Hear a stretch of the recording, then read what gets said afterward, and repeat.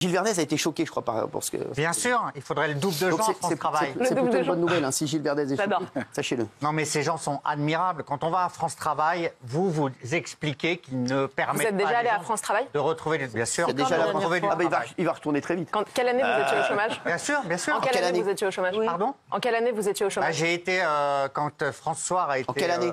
J'ai plus les années, 92, etc. Et j'y vais... Ça a changé.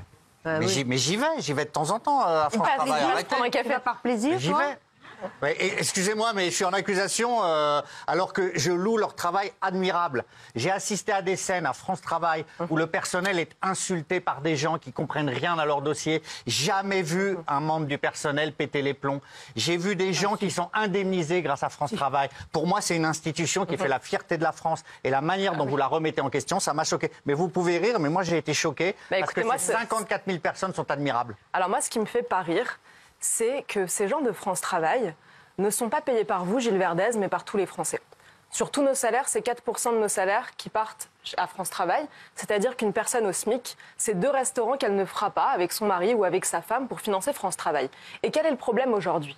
Le problème, c'est pas du tout que chez France Travail, les gens ne sont pas admirables. J'en connais beaucoup, moi. Figurez-vous, des conseillers chez France Travail. D'ailleurs, beaucoup sont venus me parler après ce que j'ai dit dans cette émission. Et même eux remettent en cause ce système. Ils se disent, sincèrement, qu'ils sont déboussolés par ce qu'ils voient tous les jours. Ils sont déboussolés par la lourdeur des règles qu'ils doivent appliquer. Ils sont même déboussolés de se dire on n'arrive pas à rendre le service qu'on voudrait rendre. Moi, qu'est-ce que j'ai dit chez Jean-Jacques Bourdin ? J'ai dit qui a déjà trouvé un travail grâce à France Travail ? Voilà la question que j'ai posée. Je n'ai pas dit qu'il n'y en avait aucun. Et puis d'ailleurs, je suis allée regarder les chiffres et maintenant j'ai la réponse. L'INSEE nous apprend qu'en 2017, grâce à France Travail, seuls 12% des chômeurs ont trouvé un emploi. 12%. C'est-à-dire que 88% n'ont pas trouvé d'emploi grâce à France Travail. Moi, ce que je dis, c'est qu'à l'heure où on a des plateformes numériques qui font, pour le coup, ce travail, il y a Le Bon Coin, il y a LinkedIn. Sur LinkedIn, vous avez 900 millions d'utilisateurs et ils n'ont que 16 000 salariés dans le monde entier, quand on en a 54 000 juste en France pour France Travail. Chaque minute, il y a des centaines de gens qui trouvent un emploi sur LinkedIn. Ce n'est pas des bourgeois, c'est des gens du quotidien qui trouvent un emploi sur Le Bon Coin, dans le bâtiment, dans n'importe quel secteur. La question que je pose, c'est est-ce que c'est normal que ce soit encore un service public aujourd'hui ? Parce que c'est notre argent. C'est logique de vouloir questionner cette efficacité. Je vais vous dire, c'est pas du tout ni démagogique, ni populiste, ni rien du tout, c'est dans la Déclaration des droits de l'homme. L'article 14 de la Déclaration des droits de l'homme, c'est que tous les citoyens ont le droit de demander compte à l'administration pour leur argent, pour leurs impôts. Donc moi, la question que je pose, c'est est-ce que c'est normal qu'on dépense 4 milliards d'euros dans les frais de fonctionnement de France Travail ? Je pense qu'on a la réponse dans la question en réalité et que beaucoup de gens seront d'accord. Il y a de très mauvaises expériences, c'est ça. Il y a de très mauvaises expériences là-bas et pas seulement du côté des usagers. Vous avez pointé quelque chose de très intéressant. Vous avez dit, j'ai vu des scènes où il y avait beaucoup de violence. C'est ce système qui crée la violence. Quand on y va, on est tendu. Pourquoi ? Vous arrivez, vous présentez un dossier. Quand vous êtes au chômage, c'est pas une période de la vie qui est marrante. C'est pas une période sympa. J'ai un ami d'enfance qui est très brillant, mais son entreprise a subi une restructuration. Il a dû aller chez France Travail. Il m'explique qu'il a mis des mois avant d'être juste comptabilisé dans le système. Pourquoi ? Lourdeur administrative folle. Vous avez 7000 personnes juste pour distribuer les indemnités. Vous voyez bien qu'il y a un problème. Il n'y a pas une personne chez France Travail qui me contredira sur ce que je viens de vous dire ce soir. Mais l'essentiel de France Travail... Pardon ? Non, allez-y, merci. L'essentiel de France Travail, pour moi, c'est d'assurer la survie sociale de tas de gens au chômage. C'est pas de retrouver un travail. C'est les indemnisations, c'est la partie indemnisation qui est vitale. Merci. Alors là, Gilles Verdez, vous venez de mettre les 2 pieds dedans. Alors là, franchement, Gilles Verdez, merci. J'en suis fier. Merci d'avoir dit ça. Une fois de plus, les bêtises de Gilles Verdez nous font bien avancer. Mais si, Gilles Verdez... C'est de l'assistanat. C'est exactement ce qui pose problème.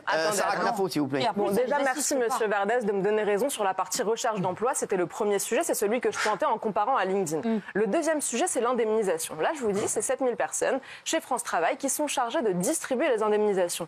Ça, c'est chaque personne qui cotise. C'est pas de l'argent gaspillé, c'est pas une gabegie de l'État. Tous les mois, vous payez des cotisations pour le moment où vous allez être au chômage. Ça n'est que justice de vous le rendre au moment où vous êtes au chômage. La question, c'est la lourdeur de la structure. Le budget de France Travail, c'est 43 milliards d'euros. Pourquoi ? Parce que c'est nos cotisations qui vont dedans. À l'intérieur, de quoi je vous parle ? Je vous parle de ces 4 milliards de fonctionnement. C'est pas normal que l'administration se donne du travail à elle-même. C'est l'administration qui fixe des règles d'éligibilité hyper complexes. Vous devez cocher des milliers de cases avant de recevoir cet argent. C'est là où il y a un problème. Et c'est là où on pourrait avoir besoin de beaucoup moins de monde parce que les règles devraient être plus simples. Franchement, je pense que c'est du bon sens, c'est ni de droite ni de gauche. On en a marre de payer pour un système ultra complexe où personne ne s'y retrouve, ni le chômeur, ni le conseiller de France Travail. Vous parlez énormément des dépenses de l'État, Sarah Knafo, lors de vos sorties médiatiques. Est-ce que vous avez d'autres exemples comme ça qu'il faudrait couper en priorité pour les Français et qui coûtent très cher à l'État et qui coûtent donc très cher aux Français? Il y a une dépense dont j'ai beaucoup parlé ces derniers temps et j'ai l'impression que ça commence un peu à ouvrir les yeux parce que je n'ai jamais entendu aucun contre-argument. Hier, j'étais chez vos amis de BFM et il y avait donc toute la gauche, toute l'extrême gauche qui était réunie. Et j'ai parlé. C'était le bordel. Hein. C'était n'importe quoi. Ah non, c'est mieux ici. Excusez-moi, sans rigoler, mais moi, je ne l'avais même pas vu. Je ne regarde pas tellement. Voilà. Je regarde pas cette chaîne tellement. Même aucune chaîne, parce que je regarde que le sport et CNews et C8 et, voilà, et ma mère. Quelques vidéos de ma mère. Mais c'est vrai que c'était insupportable. Cacophonique. Franchement, on aurait dit qu'il y avait 18 Gilles Verdez en même temps. Franchement, même lui est plus respectueux que Manon Aubry. Mais Gilles est toujours dur. respectueux, oui, Gilles. Ah oui, ça c'est sûr. Et donc, j'ai parlé de ces 15 milliards d'euros d'aide publique au développement. Voilà, chaque année, en France, on donne 15 milliards d'euros d'aide publique au développement. Quand on dit 15 milliards, les gens ne savent même pas combien ça fait de zéro, généralement, tellement c'est gros et tellement c'est aberrant. Raymond, ça fait combien de milliards? 15 milliards 15 milliards. Combien de zéros?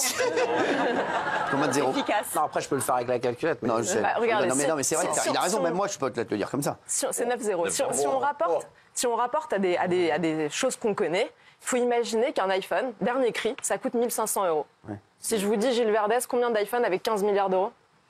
Voilà, c'est facile, 1500, 15 milliards. 15 000. Bon, allez, c'est 10 millions. C'est 10 millions. 10 millions d'iPhone. Okay. Chaque année, 10 millions d'iPhone gaspillés dans le monde entier. C'est pas grave, c'est pas grave.